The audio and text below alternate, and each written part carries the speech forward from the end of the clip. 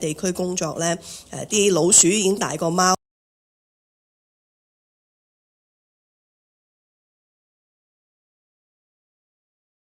老鼠又入埋屋嚇，咁咧就喺餐廳啦、街市啦、住宅區啦、樓梯啦、垃圾站咧，周圍都見到甚至公園啊，周圍都見到老鼠啊，同埋老鼠洞嘅。咁所以我哋就要求政府咧，就係積極咁去做呢一個呢一屆新嘅政府上場之後咧，對即係香港整體環境衛生咧，就作出咗好大嘅努力。咁亦都揾咗阿副司長咧，就係成立咗即係特別嘅跨部門嘅小組咧，就去處理呢一個衞生黑點啊同埋鼠患嘅問題。咁所以咧就睇翻政府嘅數據咧，上年下半年咧食環署咧就捉咗成27,000幾隻老鼠，咁咧就較前一年咧就係多成50%嘅咁啊成績好似好好嚇，咁就所以咧就政府咧就即係好開心咁話俾大家聽咧，佢哋處理鼠患咧就係即係邁出咗一大步啦。咁但係睇翻咧政府用嘅係乜嘢咧？現時咧最主要佢哋話捉得最多老鼠嘅咧就再唔係老鼠籠啦，而係咧老鼠膠板。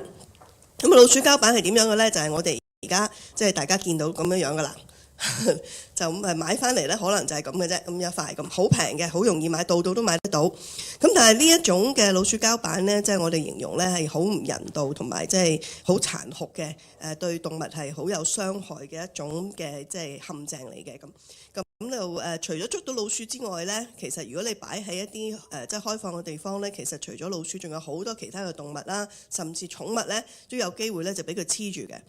我自己親眼見到嘅咧就係啲老鼠即係捉到老鼠啦，黐住咗之後咧，佢哋會掙扎，佢哋會走，咁就會扯甩佢哋嘅尾啦、手啦、腳啦，即係佢自己會扯甩啊、咬甩啊，咁繼續黐咗喺個板度，跟住自己走咗去。咁但係大家都知道啲動物咧，如果即係扯甩咗身體一啲部分，不斷流血啊、發炎啊咁，其實咧佢哋係會死，但係嗰個死亡過程咧係非常之漫長同埋痛苦嘅。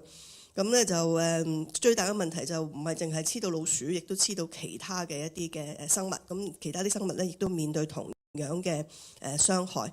咁所以咧就我哋今日咧就係亦都係喺度提出我哋嘅建議。咁陣間我哋其他嘅同事咧都會同大家講解一下，即係佢哋嘅經驗啊，同埋佢哋嘅睇法。咁但係我諗大家都有留意咧，就係即係嘉道理農場最近亦都公布咗，就話佢哋今年頭1個月嘅頭4個星期咧，已經係接收咗25隻受害嘅野生動物。咁當中咧就係誤墮呢個老鼠膠而送到去拯救中心嘅數目咧，亦都急劇上升嘅。咁所以呢啲咧其實除咗我哋觀察到之外咧，亦都係有呢啲嘅實際數字。咁所以我哋認為咧，老鼠膠板咧係令到動物咧係好殘酷、痛苦同埋好緩慢咁樣即係死去啦嚇。咁所以咧呢一啲嘅痛苦咧其實係冇必要嘅嚇。咁所以咧我哋今日咧就提出咧就係要求政府分階段逐步咧就係禁止使用呢個老鼠膠。咁啊可能有朋友問我啦，既然咁殘暴嚇、咁殘忍，咁點解唔即刻立即咁去禁止使用咧？咁其實我都同政府即係初步商討咗呢個問題嘅。咁佢哋咧亦都講話佢哋暫時嚇即係香港嘅鼠患非常之嚴重，咁佢哋暫時未揾到係好成功嘅替代方案。咁如果即刻立即要禁止使用嘅話咧，第一你立即禁止使用咧都要有一個立法嘅過程啊。咁所以咧呢個過程咧亦都可能引起一啲嘅爭議，咁亦都要等政府去立法。咁我哋就憂慮咧即係呢段時間就更加即係冇任何嘅即係規管。咁亦都唔係一件好事，咁所以呢，我哋就要求分階段咁去做，咁希望逐步去取締。咁我哋相信呢，即係其實科技日新月異，方法亦都總比困難多。咁如果政府係有心要去捉老鼠嘅話呢，總有其他更好嘅方法、更好嘅科技、更好嘅技術呢可以去使用嘅。咁所以我哋嘅建議呢，就係分3個階段。第一個階段呢，就係去到今年年底呢，所有政府部門呢，就係停止購買用於開放空間嘅老鼠膠板，咁即係話咧唔好再買啦嚇。咁跟住咧2023年即係主要我哋集中就係啲開放空間嚇。咁喺2023年年底開始咧，政府部門淨係可以喺建築物內部設置老鼠膠板。建築物內部嘅定義咧就係即係全封閉嘅，譬如你喺個街市裏邊用，咁但係咧就即係要即係有門啊、有牆啊、係可以閂窗啊，冇其他嗰啲野生動物會入嚟嘅地方咧，係去用。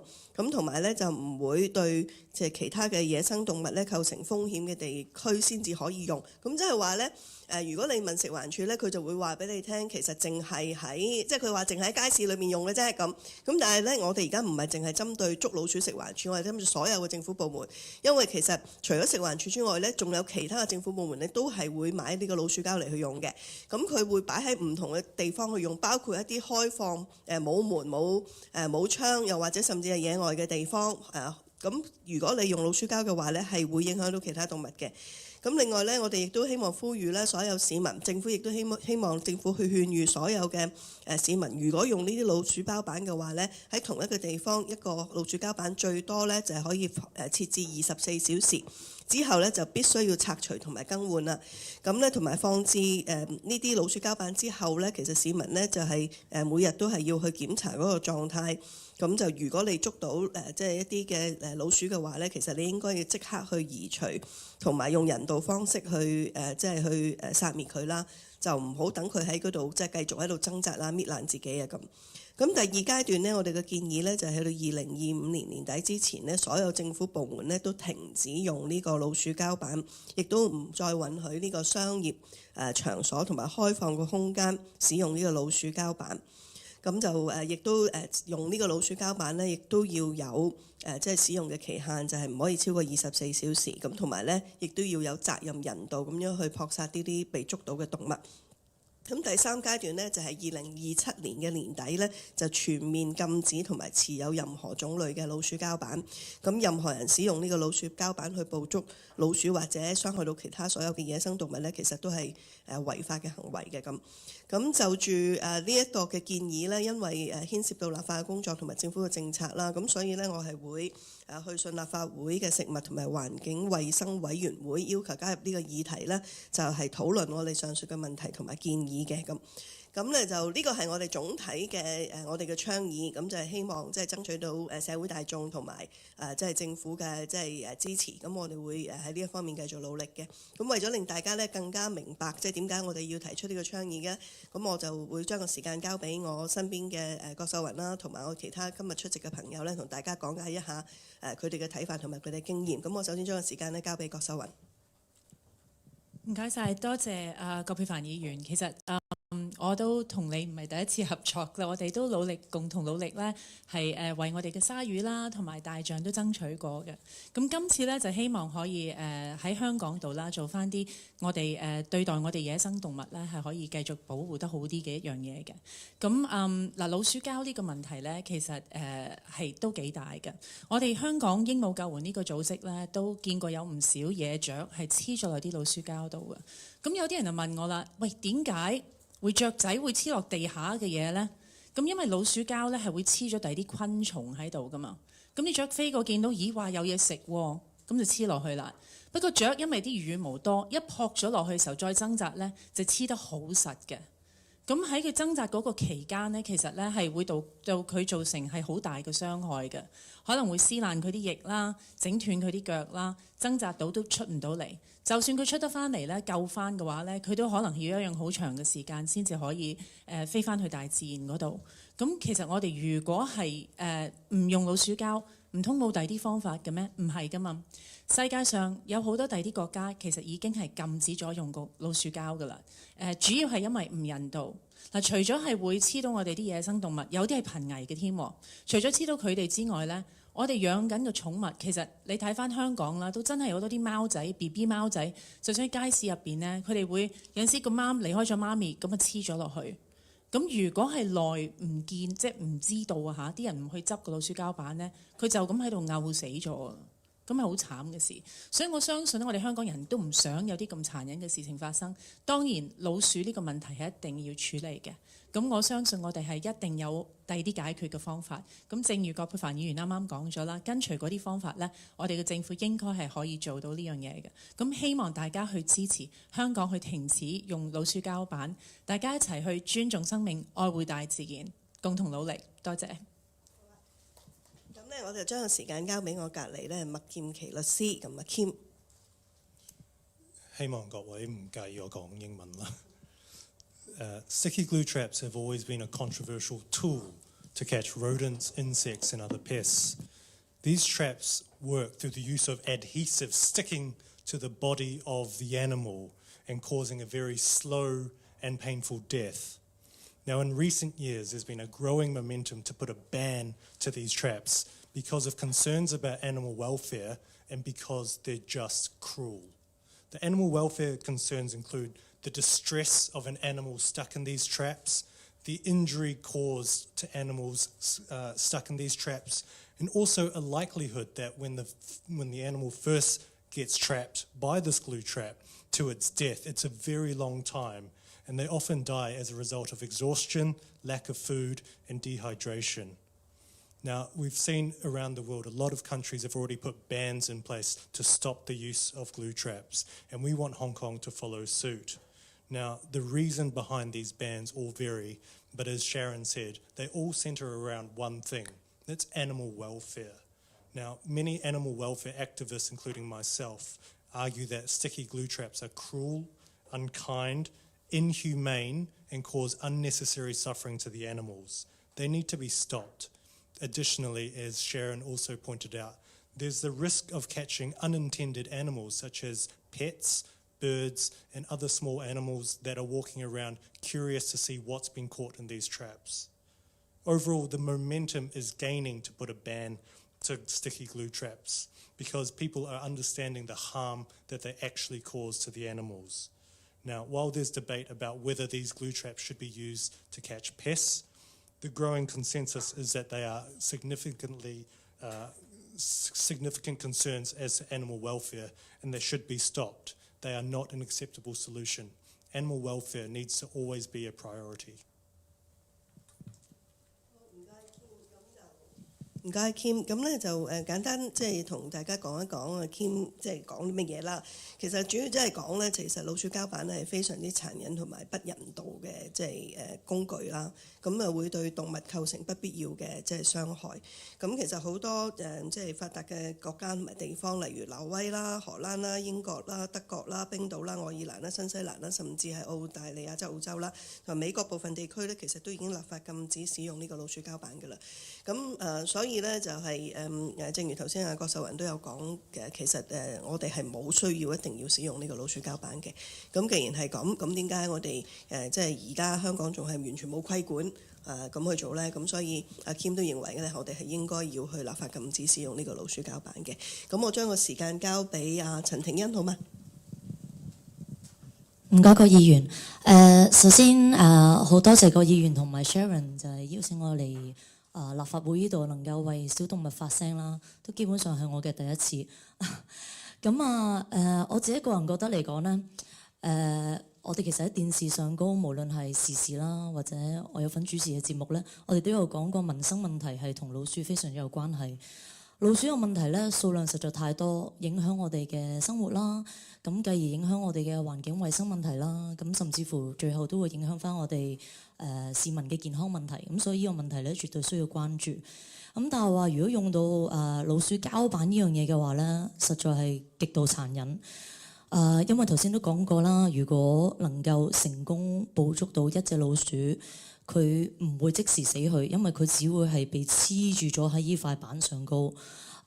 有啲老鼠可能好醒，或者好勇敢，佢會咬咗黐住嗰塊板嘅身體嗰部分，而去掙扎嚟去離開呢塊膠板。咁但係往後嘅問題就係佢會受傷。受傷唔會有人幫佢醫治，咁其實都係一個即係將呢個細菌啦，甚至乎可能有其他令到其他環境問題嘅呢個問題就會擴大啦。咁繼而就係其實黐咗上去個膠板嘅所有嘅小動物都會非常之痛苦咁樣慢慢咁樣死去嘅原因係包括咗受傷，同埋佢哋可能係冇辦法去揾水飲啦，亦都唔會有人俾嘢食佢啦。咁甚至乎就係話老鼠膠板唔會寫明呢塊係老鼠膠板，其他動物呢識字嘅見到我係隻狗仔，我唔應該行埋老鼠膠板度。佢哋唔識得分呢樣嘢，咁所以頭先都話啦，有好多其他嘅小動物，包括可能係我哋自己養嘅寵物啦、貓狗啦，甚至乎我哋關心嘅雀鳥啦、鸚鵡問題啦，甚至乎可能有啲係蜥蜴，其實佢哋係即係以我所知都係益蟲啦，並唔會係老鼠咁樣傷害大家啦。咁可能有呢啲有益嘅小動物嘅時候，都會同樣俾呢塊膠板去慢慢折磨至死咯。咁所以呢個方法係極之唔人道嘅。咁同埋我自己都會諗係老鼠膠板係咪政府部門嘅每一個同事真係有咁多人手，可能每一個鐘都去檢查一下，究竟係咪真係有老鼠塞咗喺嗰度啦，定還是有其他動物唔小心塞咗喺嗰度，可能去拯救佢啦。咁基本上可能因為種種嘅問題係唔能夠可以處理到啦。咁但係頭先個議員都提及話，即係可能老鼠膠板係一個好平嘅一個物件，我哋可以去愛嚟殺滅老鼠。咁但係以我有睇到我哋嗰個數字報翻嚟，都好似係要去 KO 一隻老鼠係要用過萬蚊嘅。咁呢樣嘢係咪真係呢個老鼠膠板能夠係用最低成本最高效益，能夠可以幫助大眾市民去滅鼠呢？未必係咯。咁亦都頭先 Sharon 都有提及到，其實去到2023年呢個年代，冇理由淨係得老鼠膠板能夠解決到即係滅鼠呢個問題。咁可能呢個老鼠膠板只係一個治標不治本嘅嘢咯。可能我覺得可以投放更加多嘅資源落去去首先教育市民先啦。其實因為點解有咁多老鼠存在呢？可能好多市民都未必將佢嘅垃圾綁好去抌出街，而導致到惹到啲老鼠或者一啲其他嘅有害嘅嘅昆蟲去逐漸生長啦。因為佢哋有咁多嘢食，即係代表佢覺得佢嘅居住環境好好，咁嘅生殖能力極多啦。咁所以可能將一啲嘅方法，或者用啲時間，或者花一啲嘅經費落去教育一啲市民去點樣真正去做一個滅鼠嘅行為咯，而唔係用呢個老鼠膠板。Thank you。Good afternoon. Good morning. I'm Dr. Kenny Lockyer, Dr. Robert Lockyer. I'm a conservation scientist that's actually an advisor to Aqua Meridian. One of the reasons we need to ban these glue traps is because of, as been mentioned, about the toxicity of the glue and the byproduct that they're catching.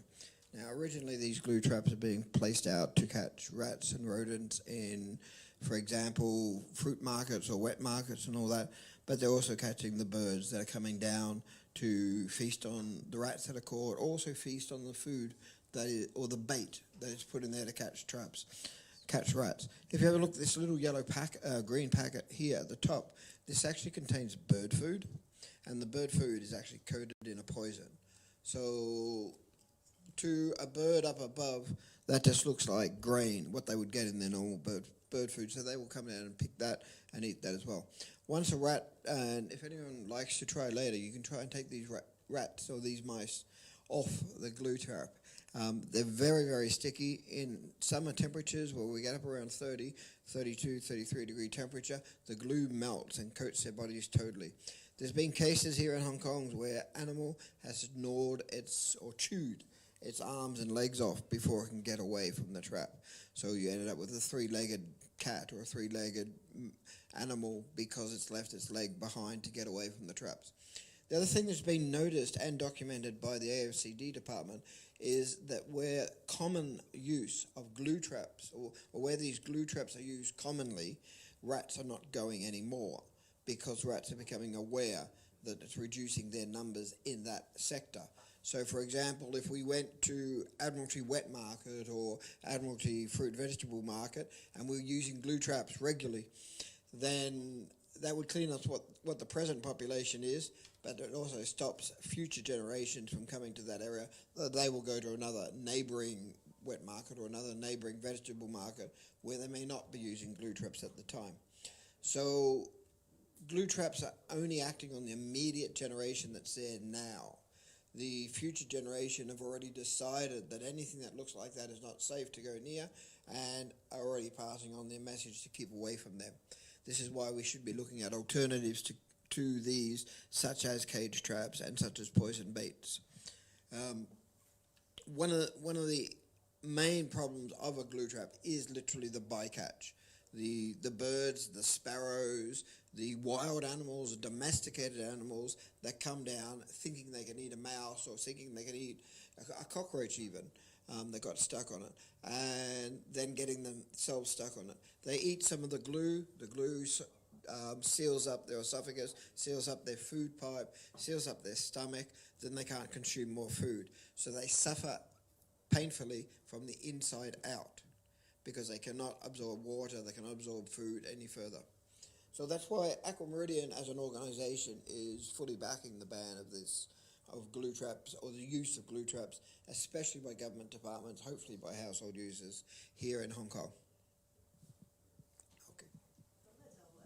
多謝阿 Dr. Kenny 同我哋即係講解啦。咁啊洛伯特博士咧，其實本身係一個保育嘅科學家嚟嘅，咁所以佢就同我哋即係分享咗佢嗰個睇法啦，就係同樣地都係覺得即係呢一個嘅老鼠膠板係非常之殘忍嘅一個工具。咁佢最重要提醒我哋嘅就係話咧，其實你見到老鼠膠板咧黐住綠色嗰個咧，就係嗰啲一啲你睇黐住嗰啲食物咧，你去吸引嗰啲老鼠去食，但係咧就佢睇落咧好似我哋平時餵雀仔嗰啲即係雀仔食物咁，所以可能呢啲雀仔見到呢啲綠色嘅嘢咧，佢就會好有興趣，即係落嚟去啄啦。咁另外咧就係當有一啲嘅無論昆蟲啦，或者就算真係老鼠或者動物黐咗喺個老鼠膠板嗰度咧，其實對一啲捕獵性嘅雀鳥嚟講咧，其實都係食物嚟嘅，都會吸引佢哋嚟啄。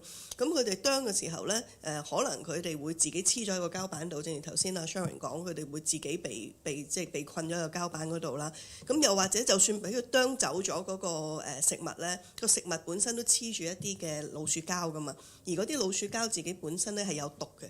咁如果呢啲雀仔或者啲動物食咗呢啲黐咗老鼠膠嘅動物咧，其實佢哋係會傷害咗佢哋嘅食道啦、喉嚨啦，讓佢哋冇辦法可以再食到其他嘅嘢。咁其實都係會好痛苦咁慢慢去餓死嘅，甚至飲唔到水添。咁呢個係一個問題。咁另外咧，香港天氣咁熱咧。阿 Kenny 都提我哋咧，個老鼠膠板咧喺酷熱嘅天氣底下咧係會容易溶嘅，更加容易溶。咁溶咗出嚟，其實嗰啲就更加黐啦。咁同埋其實亦都會有更加多嘅即係毒素啦咁樣。咁所以其實老鼠膠板係亦都唔係長久可以用嘅方法，因為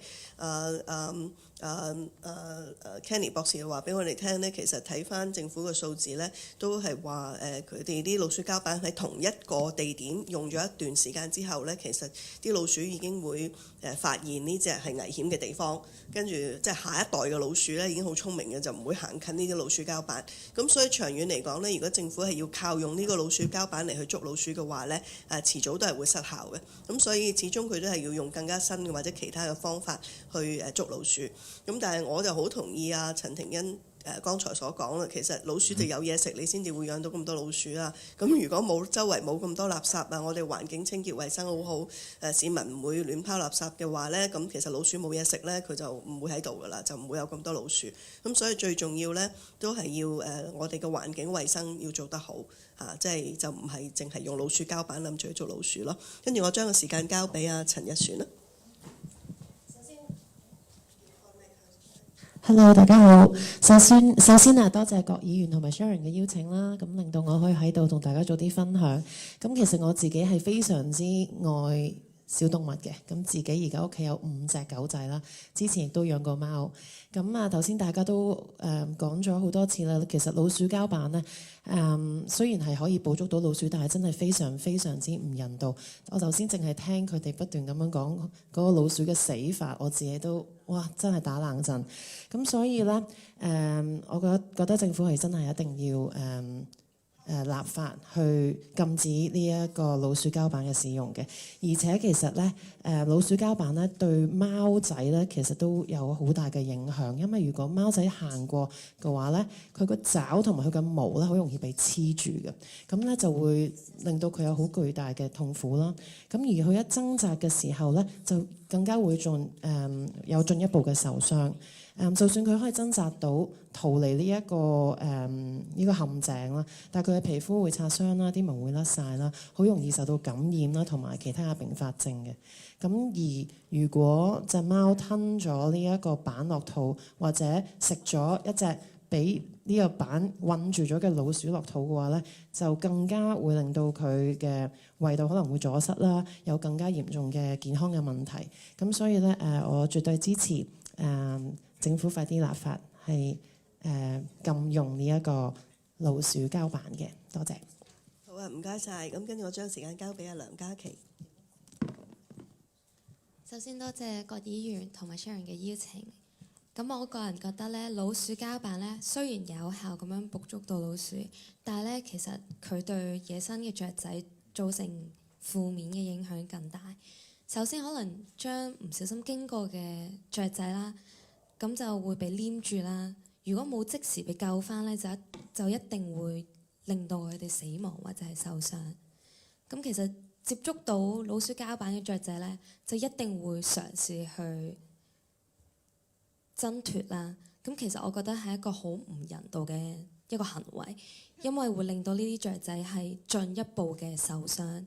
咁雀仔咧就可能將老鼠膠板上面嘅嗰啲粒粒啦，就變成係食物，咁就會無意中咁啊吞咗落去，咁啊令到佢哋嘅消化系統堵塞啦，同埋其他嘅身體嚴重問題。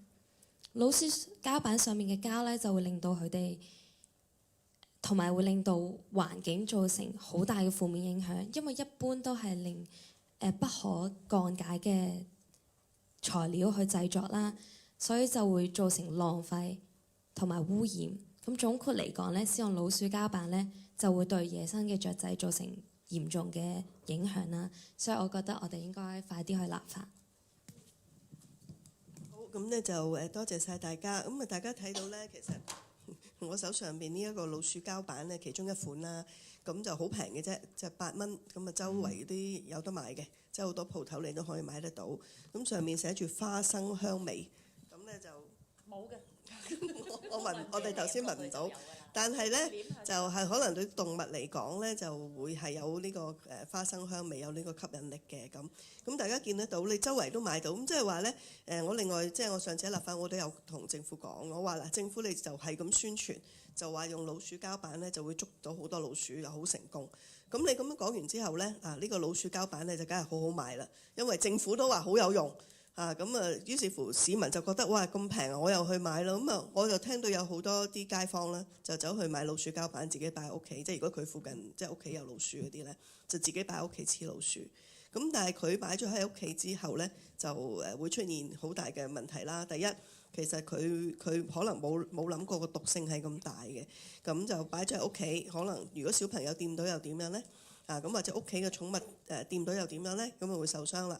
咁另外咧就係佢亦都唔識處理嗰啲老鼠，啲老鼠黐咗喺嗰度之後咧，佢又可能擺咗度，擺啲角落頭好耐都唔理，咁可能啲老鼠會喺嗰度慢慢餓死啊、腐爛咗啊，引嚟其他嘅一啲嘅譬如其他嘅生物啊，或者其他嘅昆蟲啊，甚至會散播其他嘅病毒啊。頭先 Sharon 都話咁，如果啲動物負傷譬如老鼠掹斷咗啲手腳啊，周圍行啊，咁其實都會散播呢個即係病菌嘅喎。咁你又構成另一種嘅衞生問題。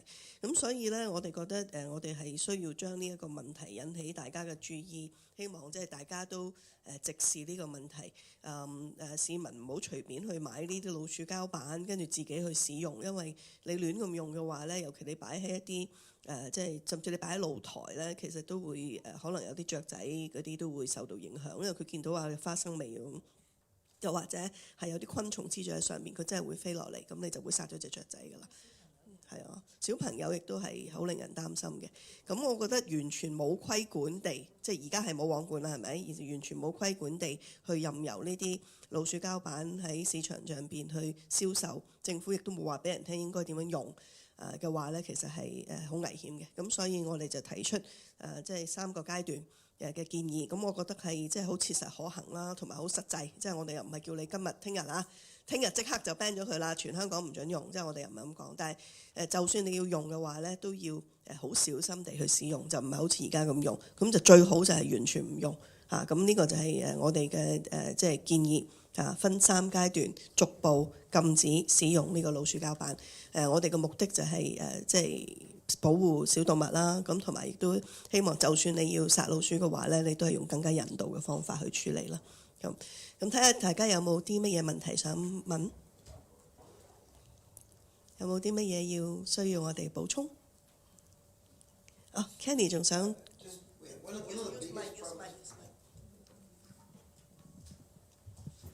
One of the biggest problems with these traps is they're so cheap. Like a glue trap costs $8, where a cage trap costs over $40. So one of the things is when this catches a mouse, they literally just pick it up, put it like that, squeeze the mouse in the middle, and drop it in a rubbish bin. The mouse is 100% alive, but there's no way that mouse can move because it's stuck top and bottom.